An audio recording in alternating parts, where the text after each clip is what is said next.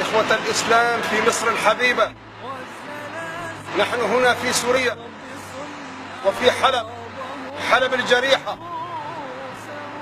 إخوتي في الجمهورية العربية المتحدة في الإقليم الجنوبي، يا أبطال سيناء، يا أبطال سيناء،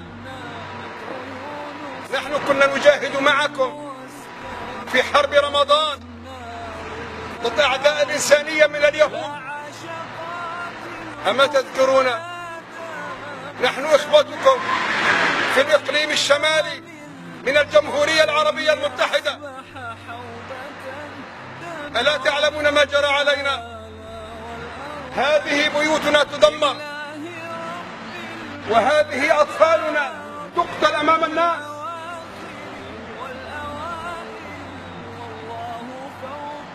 هذا هو العهد الذي بيننا وبينكم، أهكذا ترضون؟ ألا تذكرون عهد الأخوة التي بيننا وبينكم؟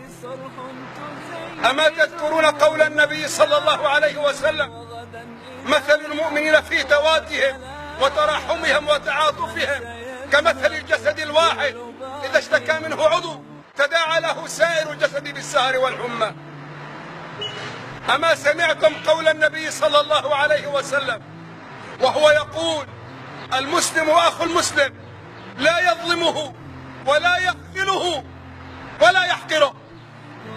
أترضون أن يخرج أرجوزكم المهرج السفيه أحمد آدم ثم يقس على جراح أطفالنا ونسائنا؟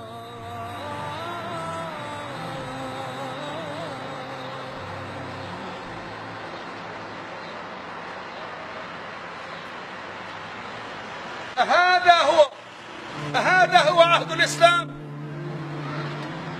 أن يخرج المهرج التافه أحمد آدم ويرقص على جراحنا. وين أهلك يا بنتي أنت؟ وين مات؟ وين مكان مات؟ منين طلعناك أنت؟ هذا الإصابة منين هاي؟ من القصر. أنت كنت جوا طلعناك من جوا؟ مين مات؟ كم أخ لك مات؟ كم أخت؟ 3 خوات؟ إيش أسمائهم؟ نورة ومنى وعائشة. نورة ومنى وعائشة. وأمك ماتت؟ وكمان منو مات؟ عمتي. إيش اسمها عمتك؟ إيش بعمتك مصابة بالشيء؟ تعرج على أجرها؟ هي معاقة في الأصل؟ ماتت هون تحت الأنقاض؟ مين ضربهم؟ بشار الأسد. أسمعتم؟